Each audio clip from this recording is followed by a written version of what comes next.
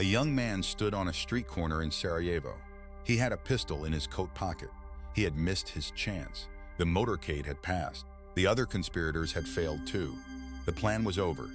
He walked into a nearby delicatessen. He needed something to eat. He needed time to think. Outside, the city moved on as if nothing had happened. Inside, he stared at the counter and said nothing. He did not know that 5 minutes would change everything. He did not know that a wrong turn was being made on a street 200 meters away. He did not know that history was about to walk directly to him. Understand what happened on the 28th of June, 1914. You have to understand the city. Sarajevo was the capital of Bosnia. Bosnia had been annexed by the Austro-Hungarian Empire 6 years earlier. The annexation was legal on paper. It was deeply resented in practice. Bosnia was home to Serbs, Croats, and Muslims who had lived alongside each other for centuries. The Austro-Hungarian Empire ruled them all. It ruled them from Vienna, a city that felt very far away. To the south, the Kingdom of Serbia had been watching. Serbia had its own ambitions for the Balkans. It wanted to unite the South Slavic peoples under one Serbian flag. Austria-Hungary saw this as an existential threat. The two powers had been circling each other for years, and they were not alone. Europe in 1914 was a continent held together by treaties and pulled apart by rivalries. Germany stood behind Austria-Hungary. Russia stood behind Serbia. France stood behind Russia. Britain stood behind France. Every alliance had been designed to prevent war. Every alliance had been designed in a way that could also cause one. The system required only a single crisis to test whether the architecture would hold. No one knew yet what kind of crisis it would take. The man in the delicatessen was 19 years old. His name was Gavrilo Princip. He had been born in a small village in Bosnia. He had grown up poor, angry, and extremely well-read.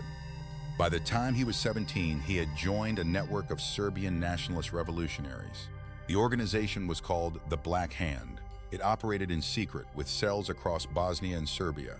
Its goal was simple: drive Austria-Hungary out of the Balkans. Unite the South Slovak peoples under Serbia. Do whatever was necessary. Princip was not the leader of the Sarajevo cell. He was not even the most experienced member. There were 7 conspirators in total that morning.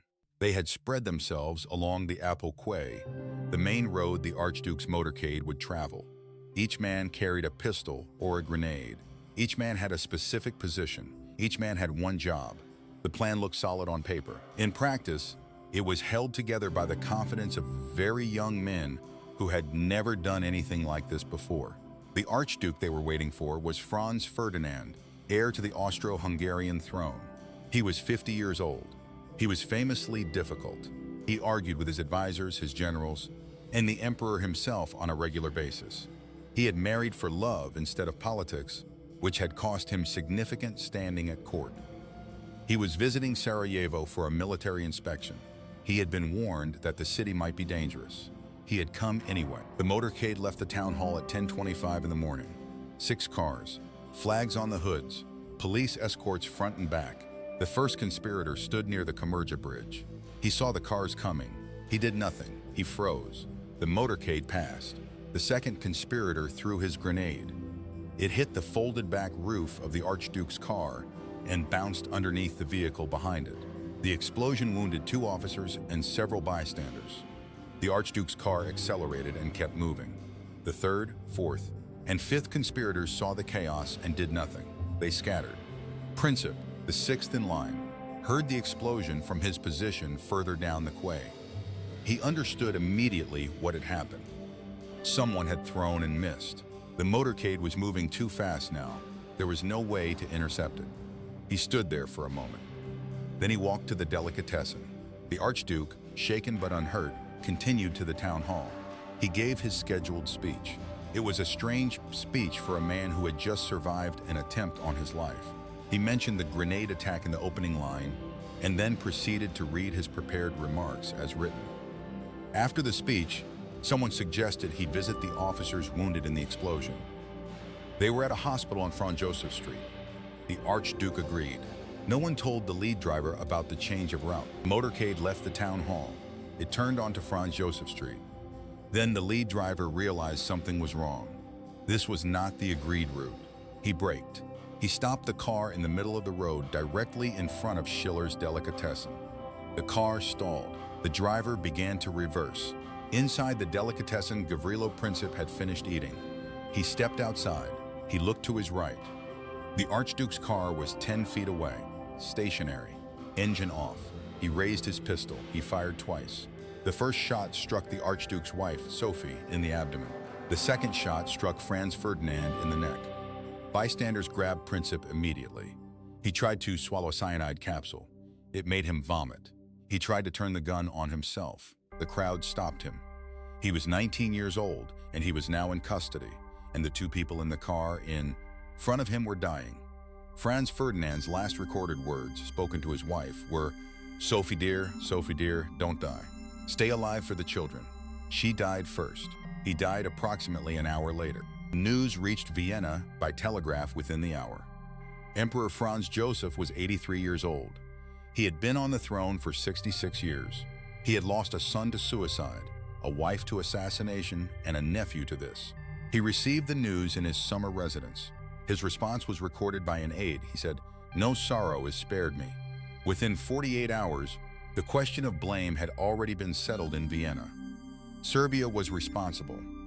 Not because there was clear evidence yet, because Serbia was the narrative that made sense to the men who needed a narrative.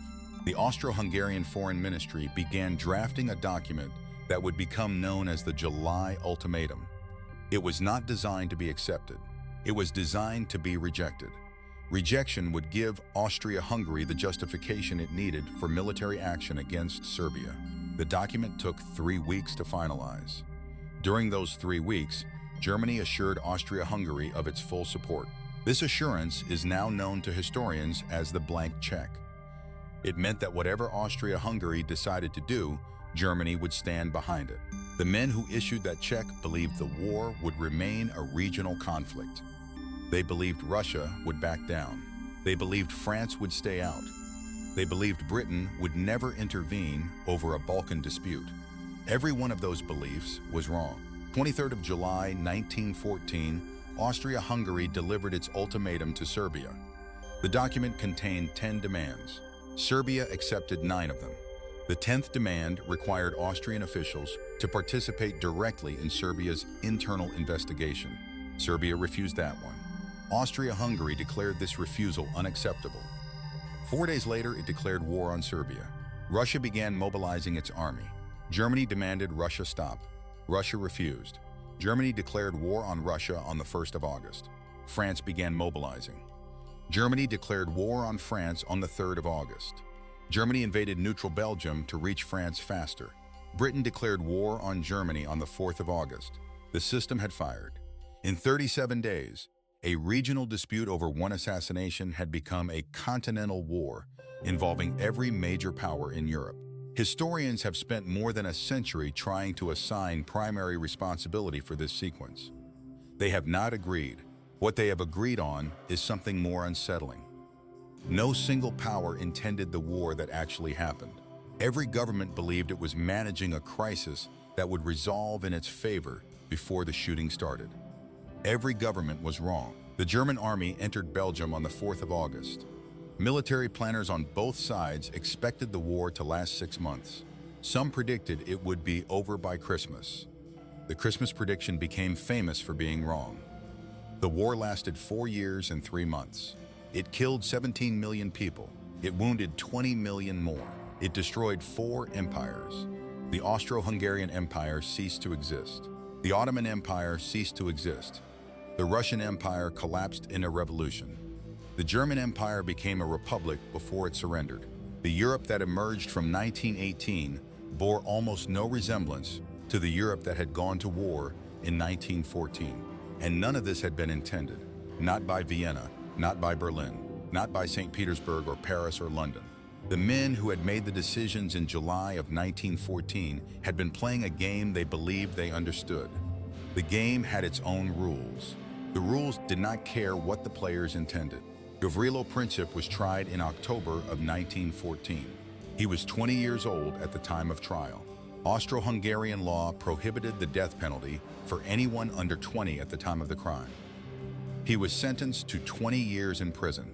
He served less than 4. He died in a military prison in April of 1918 from tuberculosis complicated by the conditions of his cell. He weighed under 40 kilograms when he died. He had lost his arm to the disease. He had been in chains for part of his imprisonment. He did not live to see the armistice. He did not live to see the empire he hated collapse 6 months after his death. Reports differ on whether he expressed remorse. One prison official recorded that he said he was sorry for the deaths of innocent people, but not for the act itself. Another recorded that he said nothing at all. The delicatessen on Franz Joseph Street continued operating for some years after the war. The street was renamed. The building was eventually demolished. The corner where the car had stalled is now marked by a small plaque. Most people walk past it without stopping. History offers very few moments that are genuinely as contingent as this one appears to be. A wrong turn, a stalled engine, a young man stepping outside at the wrong moment. For decades, historians emphasize the accident of it, the sheer randomness of the sequence. The idea that if the driver had turned correctly, Franz Ferdinand would have reached the hospital, visited the wounded officers, and returned to Vienna alive. The war might not have happened. Or it might have happened differently. Or it might have happened anyway, over something else in 1915 or 1917. Because here is what the deeper study of that summer reveals. The accident was real, the contingency was real, and the system was still pointed at catastrophe, regardless of whether that particular trigger was pulled. The alliances were primed. The military timetables were written.